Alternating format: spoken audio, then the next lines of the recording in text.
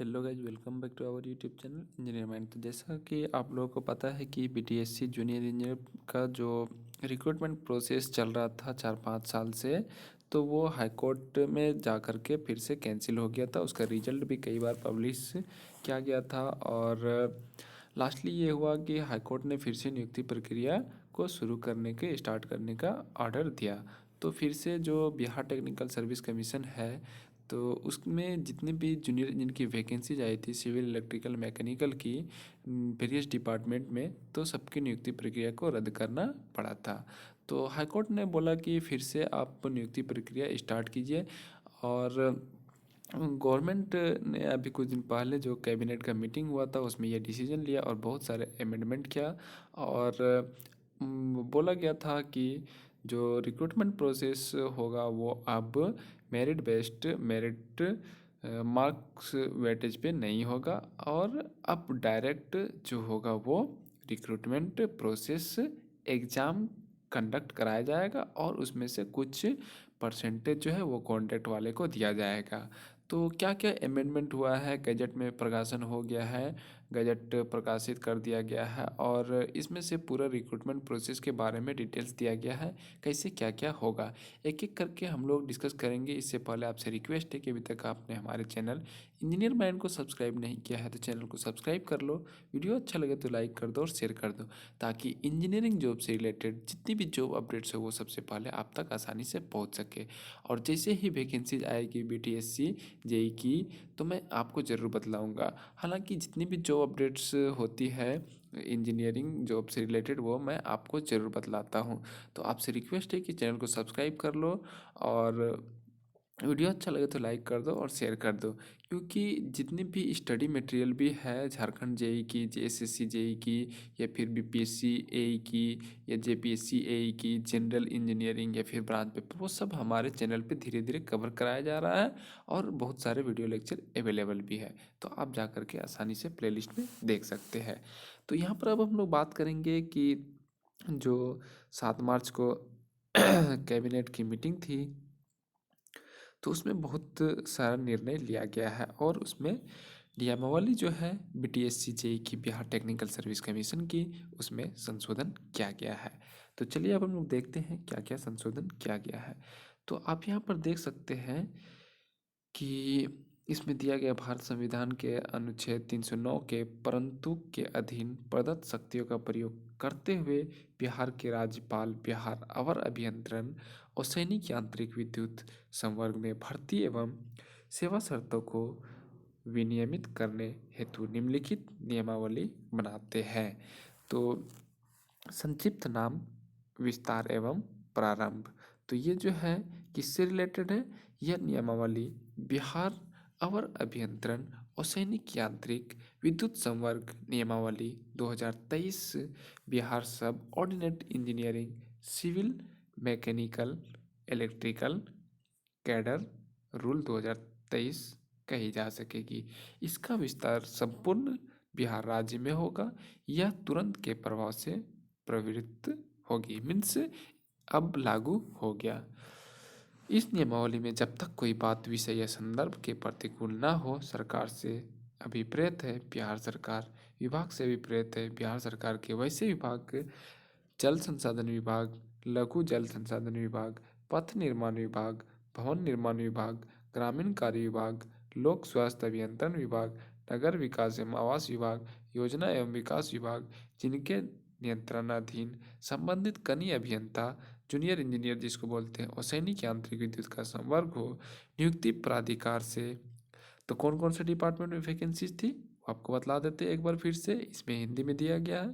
Water resources department जो जल संसाधन विभाग होता है, लघु जल संसाधन विभाग, माइनर वाटर रिसोर्सेज डिपार्टमेंट जिसको इरिगेशन डिपार्टमेंट भी बोलते हैं हम लोग, पथ निर्माण विभाग, रोड कंस्ट्रक्शन डिपार्टमेंट, भवन निर्माण विभाग, बिल्डिंग कंस्ट्रक्शन, ग्रामीण कार्य विभाग, रूरल वर्क डिपार्टमेंट, लोक स्वास्थ्य अभियंत्रण, पब्लिक हेल्थ इंजीनियरिंग डिपार्टमेंट, नगर विकास एवं आवास विभाग, urban development and housing department, योजना एवं विकास विभाग, प्रोजेक्ट एंड डेवलपमेंट डिपार्टमेंट, इन सब में वैकेंसीज आई हुई थी। फिर से आएगी जब आएगी तो मैं ज़रूर आप लोगों को अपडेट दूंगा। तो इसमें आगे है नियुक्ति प्राधिकार से अभिप्रेत है। मैं एक एक करके हर एक पॉइंट को क्लियर कर रहा हूँ और आपको बतलाऊंगा कि कौन कौन इसमें एलिजिबल होंगे। हालांकि बीटेक वाले को एलिजिबल नहीं किया गया है। अगर आप बीटेक किए हैं तो आप ये मत सोचिएगा कि बिहार में जेई में बीटेक एलिजिबल नहीं, सिर्फ झारखंड में है, राजस्थान में है और दिल्ली में है। बहुत सारे स्टेट हैं जहाँ पर बीटेक भी एलिजिबल है जूनियर इंजीनियर के लिए। लेकिन इसमें जो है वो कॉन्ट्रैक्ट वाले को 25% वेटेज दिया गया है मार्क्स में। तो ये फिर से जैसे बीपीएससी ए में दिया गया था उसी के अकॉर्डिंग फिर से इसमें दिया गया है। तो कहीं ना कहीं ये जो फ्रेशर कैंडिडेट्स है उनके लिए थोड़ा डिफ़िकल्ट हो गया है। आगे देखते हैं, आयोग से अभिप्रेत है बिहार तकनीकी सेवा आयोग। संवर्ग कैडर से अभिप्रेत है किसी विभाग के नियंत्रणाधीन बिहार अवर अभियंत्रण और सैनिक यांत्रिक विद्युत संवर्ग Bihar subordinate engineering civil mechanical electrical cadre. तो इसमें कुछ इम्पोर्टेंट बात सब दिया गया है, लेकिन हम लोग यहाँ पर इम्पोर्टेंट सब देख लेते हैं थोड़ा। बिहार अवर अभियंत्रण और सैनिक यांत्रिक विद्युत संवर्ग के अधीन मूल कोटि का पद कनीय अभियंता होगा, जो एक सिविल इलेक्ट्रिकल मैकेनिकल जो एक विभाग स्तरीय संवर्ग होगा, अर्थात अलग अलग विभाग के नियंत्रणाधीन कनीय अभियंता। इलेक्ट्रिकल मैकेनिकल सिविल का संवर्ग एक अलग संवर्ग होगा।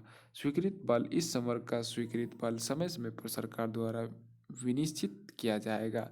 तो जैसे जैसे means vacancy vacant seat vacant होगी तो या फिर कहीं पर ऐड करना होगा तो उसके अकॉर्डिंग इसमें वैकेंसी को ऐड किया जाएगा। इसके बाद नियुक्ति की बात करें तो इस संवर्ग में नियुक्ति कनीय अभियंता और सैनिक यांत्रिक विद्युत के पद पर सीधी भर्ती के आधार पर होगी। इस संवर्ग में प्रोन्नति के आधार पर कोई प्रवेश नहीं होगा। मीन्स कोई भी प्रमोशन के अकॉर्डिंग जूनियर इंजीनियर वो फर्स्ट स्टेज होता है टेक्निकल इंजीनियरिंग पोस्ट के लिए। इसमें कोई भी मीन्स प्रमोशन ऐसा नहीं है कि उस डिपार्टमेंट पे बड़ा बाबू है चपरासी है तो उसको प्रमोशन चाहिए में कर दिया, ऐसा बिल्कुल भी नहीं है। तो वही यहाँ पर दिया गया है। रिक्तियों की गणना नियुक्ति प्राधिकार द्वारा प्रत्येक वर्ष 1 अप्रैल की स्थिति के आधार पर आरक्षण कोटिवार रिक्तियों की गणना की जाएगी एवं तदनुसार आरक्षण कोटिवार अधियाचना आयोग को भेजी जाएगी। हर एक साल वैकेंसी अगर निकलेगा तो 1 अप्रैल की स्थिति के आधार पर इसमें मीन्स वैकेंसी जो है वो 1 अप्रैल के बाद ही मुझे लगता है कि रिलीज किया जाएगा, क्योंकि यहाँ पर एकदम क्लियर लिखा गया है। तो 1 अप्रैल तक सारे वैकेंसीज को ऐड कर लिया जाएगा और अधियाचना जो है वो बीटीएससी को भेज दिया जाएगा और उसी के अकॉर्डिंग रिजर्वेशन दिया जाएगा। अब बात करते एलिजिबिलिटी क्राइटेरिया की, तो ये बहुत इम्पोर्टेंट बात है और बहुत इम्पोर्टेंट पॉइंट है। अभ्यर्थी का भारतीय नागरिक होना आवश्यक है। इस हेतु असैनिक यांत्रिक विद्युत अभियंत्रण में डिप्लोमा अथवा समकक्ष योग्यताधारी होना आवश्यक है। तो यहाँ पर एक चीज़ इम्पोर्टेंट दिया गया है कि इस पद हेतु अभियंत्रण में इस हेतु सैनिक यांत्रिक विद्युत अभियंत्रण में डिप्लोमा अथवा समकक्ष योग्यताधारी होना आवश्यक है। तो समकक्ष बोलते इसका मतलब ये नहीं है कि बीटेक के अलावा है। अगर उच्च तकनीकी योग्यताधारी लिखा जाता तब बीटेक अलाउ होता। तो समकक्ष मीन्स कोई 3 साल का डिप्लोमा करता है तो कोई 2 साल का करता है या फिर कोई इंटीग्रेटेड कोर्स भी करता है डिप्लोमा एंड बीटेक दोनों। तो उस टाइप से यहाँ पर समकक्ष बोला गया है। और चयन हेतु तकनीकी योग्यता जो है इसी में जो पेच फंसा हुआ था जो हाई कोर्ट ने रिजेक्ट कर दिया और फिर से स्टार्ट करने के लिए बोला, तो ये टेक्निकल एजुकेशन जो है इसी पे था। तो अब जो है वो अखिल भारतीय मीन्स AICTE से मान्यता प्राप्त संस्थान non distance mode means distance mode से नहीं होना चाहिए। बहुत कोई डिस्टेंस में दूसरा काम कर रहा होता है और एडमिशन ले लेता है और डिग्री भी ले लेता है।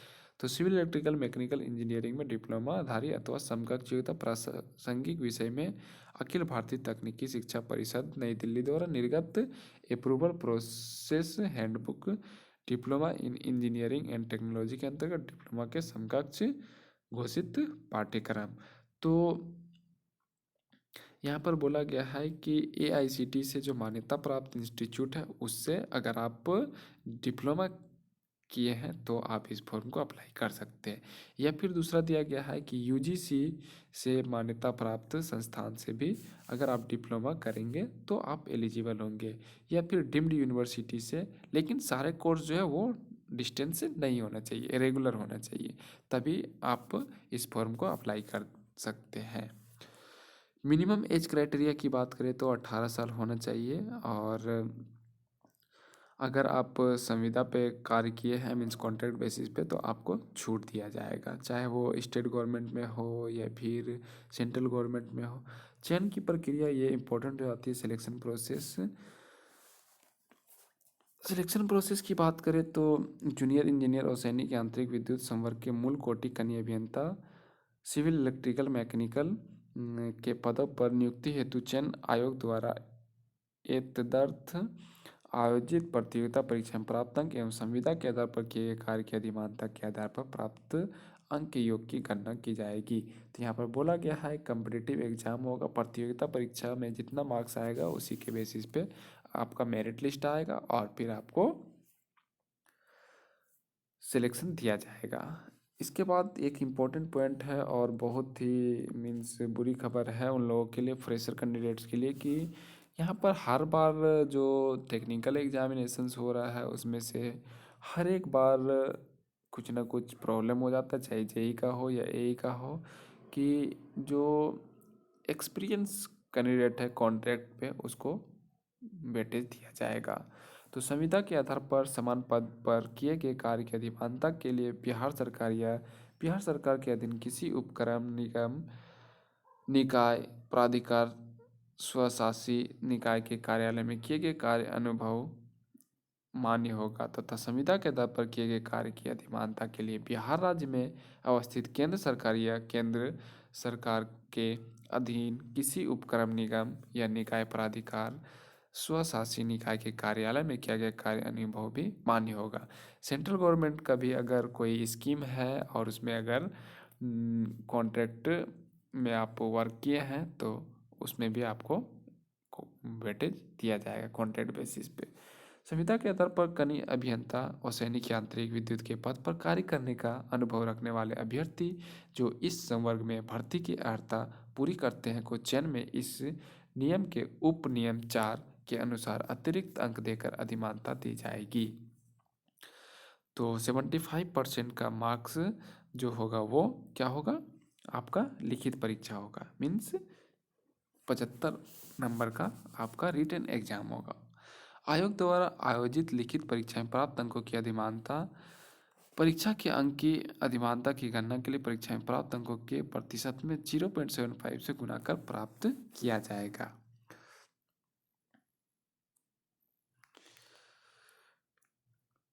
संविदा के आधार पर कार्य करने की निमित्त अधिकतम अधिमानता प्रत्येक वर्ष के लिए 5 अंक आपको अधिकतम मैक्सिमम जो है वो 25 मार्क्स दिया जाएगा। और कुल जो है 100 मार्क्स होगा जिसमें कि संविदा के आधार पर कार्य अवधि का विनिश्चय संबंधित नियंत्रणीय पदाधिकारी द्वारा कुल निर्गत वेतन भुगतान प्रमाण पत्र के आधार पर किया जाएगा। इस हेतु आयोग द्वारा प्रकाशित विज्ञापन में अंकित कट ऑफ डेट तक की अवधि की गणना कार्य अनुभव के लिए की जा सकेगी। प्रतियोगिता परीक्षा का स्वरूप, पाठ्यक्रम एवं परीक्षा के आयोजन से संबंधित अन्य सभी निर्णय आयोग द्वारा लिया जाएगा। आगे का जो इम्पोर्टेंट पॉइंट है वो हम लोग देखते हैं। सैनिक यांत्रिक विद्युत डिप्लोमाधारी उम्मीदवारों की कनीय अभियंता की रिक्ति के विरुद्ध चयन आयोग द्वारा निम्नलिखित रीति से किया जाएगा। 40% पद आरक्षित रहेगा जिन्हें आरक्षण कोटिवार सामान्य प्रशासन विभाग द्वारा निर्धारित प्रक्रिया के तहत तैयार मेधा सूची के आधार पर किया जाएगा। किसी परिस्थिति में 40% रिक्तियों के विरुद्ध योग्य अभ्यर्थी उपलब्ध नहीं होने पर ऐसी शेष रिक्तियां 60% रिक्तियों के लिए अर्हता प्राप्त संबंधित कोटि के योग्य अभ्यर्थियों द्वारा भरी जा सकेगी। परिवीक्षा भी होगा, आपका 2 इयर्स का जो एक्सपीरियंस जिसको हम लोग बोलते हैं विभिन्न विभागों से प्राप्त आरक्षण कोटिवार अधियाचना के आलोक में आयोग द्वारा चयनित उम्मीदवारों की अंतिम मेधा सूची तैयार की जाएगी एवं नियुक्ति हेतु विभागवार आरक्षण कोटिवार अलग अलग अनुशंसा प्रेषित की जाएगी। तो अलग अलग डिपार्टमेंट की वैकेंसी आएगी और अलग अलग उसमें रिजर्वेशन दिया जाएगा। अगर किसी डिपार्टमेंट में 100 वैकेंसी है तो ईबीसी और बीसी, इसके बाद ईडब्ल्यूएस, एससी, एसटी सबके लिए अलग अलग रिजर्वेशन क्राइटेरिया दिया जाएगा। बाकी जो प्रोसेस है वो पहले जैसे था उसी के अकॉर्डिंग रहेगा। तो उम्मीद है आपका जितना भी क्वेरी है वो सब क्लियर हो गया होगा। तो वीडियो अच्छा लगे तो लाइक कर देना, हमारे चैनल पे नए हैं तो चैनल को सब्सक्राइब करके वीडियो को शेयर कर देना।